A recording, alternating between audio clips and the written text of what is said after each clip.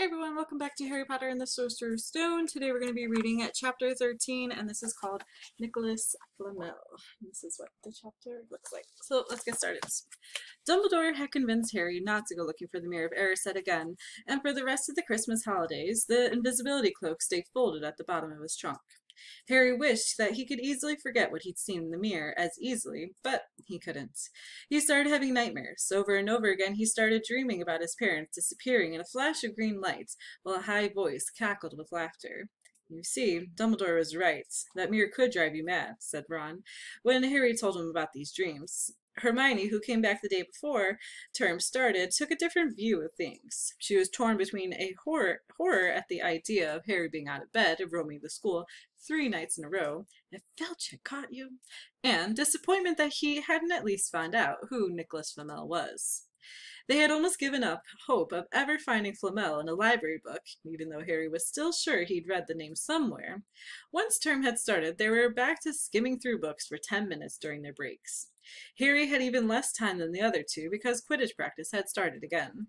Wood was working the team harder than ever. Even the endless rain that replaced the snow couldn't dampen his spirits. The Weasleys complained that Wood was becoming a fanatic, but Harry was on Wood's side.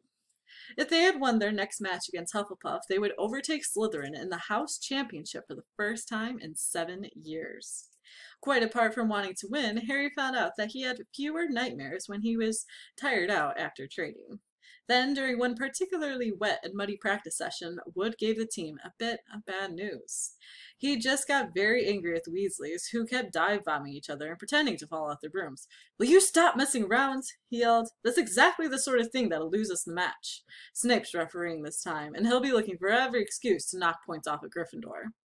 George Weasley really did fall off his broom at these words. "Snape's refereeing?" He spluttered through a mouthful of mud. When has he ever refereed a Quidditch match? He's not going to be fair if we might overtake Slytherin. The rest of the team landed next to George to complain too. "It's not my fault," said Woods. "We just got to make sure we play a clean game, so Snape hasn't got an excuse to pick on us." Which was all very well, thought Harry, but he had another reason for not wanting Snape near him while he was playing Quidditch. The rest of the team hung back to talk to each other as usual at the end of the practice, but Harry headed straight back to the Gryffindor common room, where he found Ron and Hermione playing chess. Chess was the only thing Hermione ever lost at, something Harry and Ron thought was very good for her. Don't talk to me for a moment," said Ron, when Harry sat down next to him. "I need to He caught sight of Harry's face. "What's the matter with you? You look terrible." Speaking quietly so that no one else would hear, Harry told the other two about Snape's sudden, sinister desire to be a Quidditch referee. "Don't play," said Hermione at once. "Say you're ill," said Ron. "Pretend to break your leg," Hermione suggested. "Really break your leg," said Ron. "I can't," said Harry. "This isn't a reserve seeker. There isn't a reserve seeker. If I back out, Gryffindor can't play at all." At that moment, Neville toppled into the common room. How he had managed to climb through the portrait hole was anyone's guess, because his legs had been stuck together with what they recognized at once as the leg locker curse. He must have had to bunny hop all the way up to Gryffindor Tower. Everyone fell about laughing except Hermione, who leapt up and performed the counter curse. Neville's legs sprang apart and he got to his feet, trembling. "What happened?" Hermione asked him, leading him over to sit with Harry and Ron. "Malfoy," said Neville shakily. "I met him outside the library. He said he'd been looking for someone to practice that on." "Go to Professor McGonagall," Hermione urged Neville. "Report him." Neville shook his head. "I don't want more trouble," he mumbled. "You've got to stand up to him, Neville," said Ron. "He's used to walking all over people, but that's no reason to lie down in front of him and make it easier." "There's no need to tell me. I'm not brave enough to be in Gryffindor. Neville's already done that," Neville choked. Harry felt in the pocket of his robes and pulled out a chocolate frog, the very last one from the box Hermione had given him for Christmas. He gave it to Neville, who looked as though he might cry. "You're worth 12 of Malfoy," Harry said. "The Sorting Hat chose you for Gryffindor, didn't? And where's Malfoy? Stinking Slytherin." Neville's lips twitched in a weak smile as he unwrapped the frog. "Thanks, Harry. I think I'll go to bed. Do you want the card? You collect them, don't you?" As Neville walked away, Harry looked at the famous wizard card. "Dumbledore again," he said. "He was the first one I ever—" He gasped. Then he stared at the back of the cards. Then he looked up at Ron and Hermione. "I've found him," he whispered. "I've found a Flamel. I've told you I've read the name before somewhere. I read it on the train coming here. Listen to this. Professor Dumbledore is particularly famous for his defeat of the Dark Wizard Grindelwald in 1945, for the discovery of the 12 uses of dragon's blood, and his work on alchemy with his partner, Nicholas Flamel." Hermione jumped up to her feet. She hadn't looked so excited since they got back the marks for their first piece of homework. "Stay there," she said, and she sprinted up the stairs to the girls' dormitory. Harry and Ron barely had time to exchange mystified looks before she was dashing back, an enormous old book in her arms. "I never thought to look here," she whispered excitedly. "I got this out of the library weeks ago for a bit of light reading." "Light," said Ron, but Hermione told him to be quiet until she looked something up and started flicking frantically through the pages, muttering to herself. At least she found what she was looking for. "I knew it! I knew it!" "Are we allowed to speak yet?" said Ron, grumpily. Hermione ignored him. "Nicholas Flamel," she whispered dramatically, "is the only known maker of the Sorcerer's Stone." This didn't have quite the effect she expected. "The what?" said Harry and Ron. "Well, honestly, don't you two read? Look, read that, there." She pushed the book towards them, and Harry and Ron read, "The ancient study of alchemy is concerned with making the Sorcerer's Stone, a legendary substance with astonishing powers. The stone will transform any metal into pure gold. It also produces the elixir of life, which will make the drinker immortal. There have been many reports of the Sorcerer's Stone over the centuries, but the only stone currently in existence belongs to Mr. Nicholas Flamel, the noted alchemist and opera lover. Mr. Flamel, who celebrated his 665th birthday last year, enjoys a quiet life in Devon with his wife, Pinnell, 658. "See," said Hermione, when Harry and Ron had finished. "The dog must be guarding Flamel's Sorcerer's Stone. I bet he asked Dumbledore to keep it safe for him, because they're friends and he knew someone was after it. That's why he wanted the stone moved out of Gringotts." "A stone that makes gold and stops you ever dying," said Harry. "No wonder Snape's after it. Anyone would want it." "And no wonder we couldn't find Flamel in the study of recent developments of wizardry," said Ron. "He's not exactly recent if he's 665, is he?" Next morning, in defense against the dark arts, while copying down different ways of treating werewolf bites, Harry and Ron were still discussing what they'd do with the Sorcerer's Stone if they had one. It wasn't until Ron said he'd buy his own Quidditch team that Harry remembered about Snape in the coming match. "I'm going to play," he told Ron and Hermione. "If I don't, all the Slytherins will think I'm just too scared to face Snape, and I'll show them. I'll really wipe the smiles off their faces if we win." "Just as long as we're not wiping off the pitch," said Hermione. As the match drew nearer, however, Harry became more and more nervous. Whatever he told Ron and Hermione, the rest of the team weren't too calm either. The idea of overtaking Slytherin in the house championship was wonderful. No one had done it for nearly 7 years. But would they be allowed to with such a biased referee? Harry didn't know whether he was imagining it or not, but he seemed to keep running into Snape wherever he went.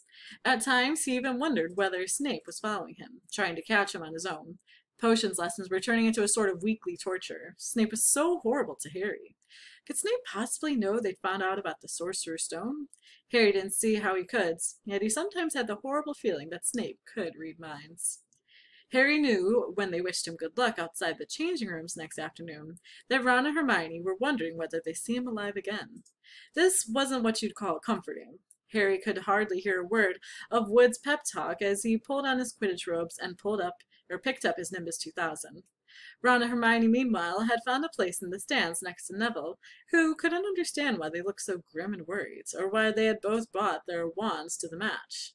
Little did Harry know that Ron and Hermione had been secretly practicing the Leg Locker curse. They got the idea from Malfoy using it on Neville, and were ready to use it on Snape if he showed any sign of wanting to hurt Harry. "Now, don't forget, it's Locomotor Mortis," Hermione muttered as Ron slipped his wand up his sleeve. "I know," Ron snapped. "Don't nag."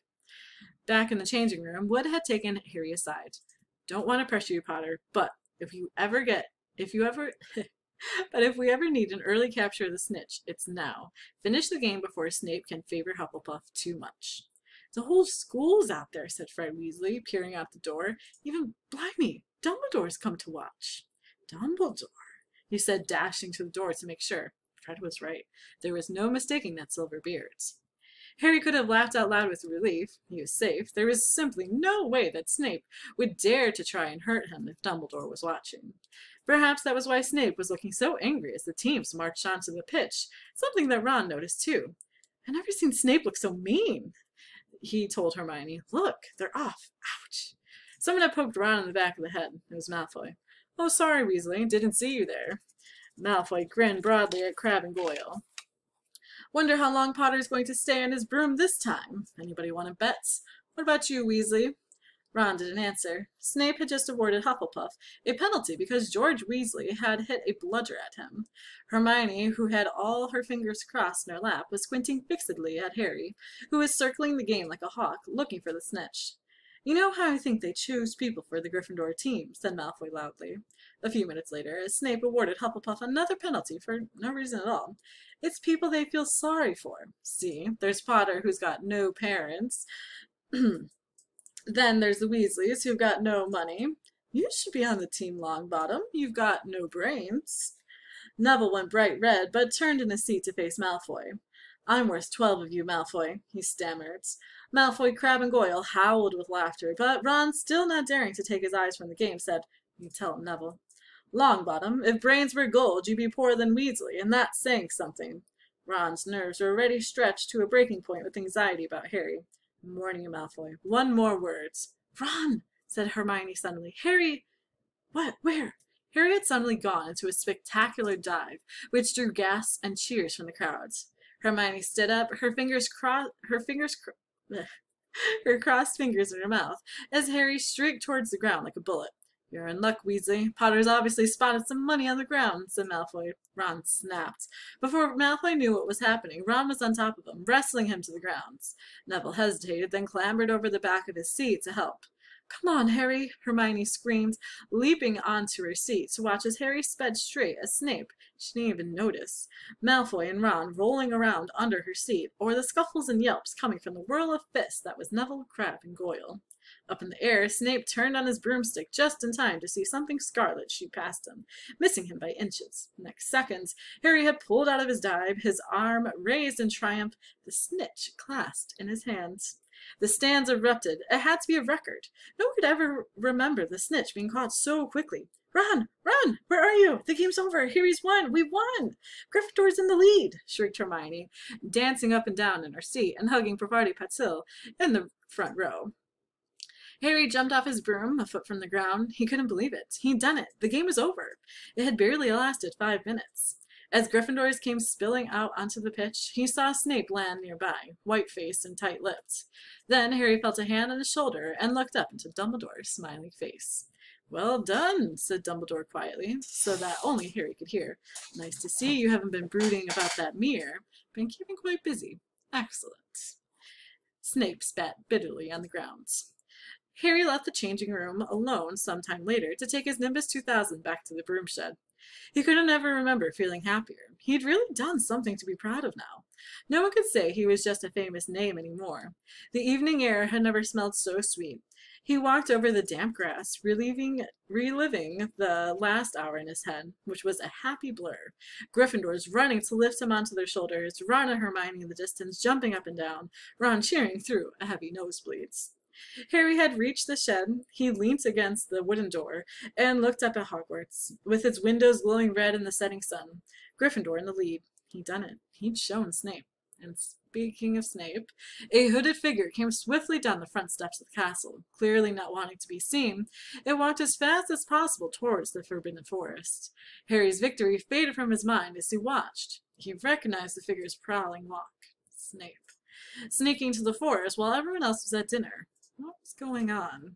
Harry jumped back on his Nimbus 2000 and took off, gliding silently over the castle.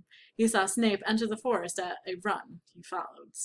The trees were so thick that he couldn't see where Snape had gone. He flew in circles, lower and lower, brushing the top branches of trees until he heard voices. He glided towards them and landed noiselessly in a towering beech tree.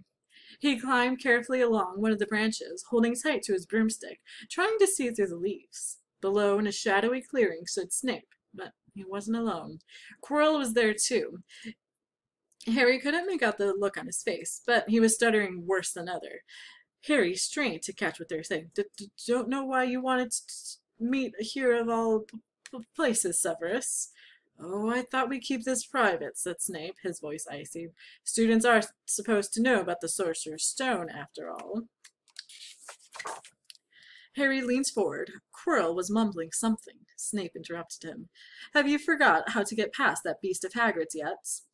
But, Severus, You don't want me as your enemy, Quirrell, said Snape, taking a step towards him. I don't know what you know perfectly well what I mean. An owl hooted loudly, and Harry nearly fell out of the tree. He steadied himself in time to hear Snape say, Your little bit of hocus-pocus, I'm waiting. But I don't. Very well, Snape cut in. We'll have another little chat soon, when you've had time to think things over and decided where your loyalties lie. He threw his cloak over his head and strode out of the clearing. It was almost dark now, but Harry could see Quirrell standing quite still, as though he was petrified.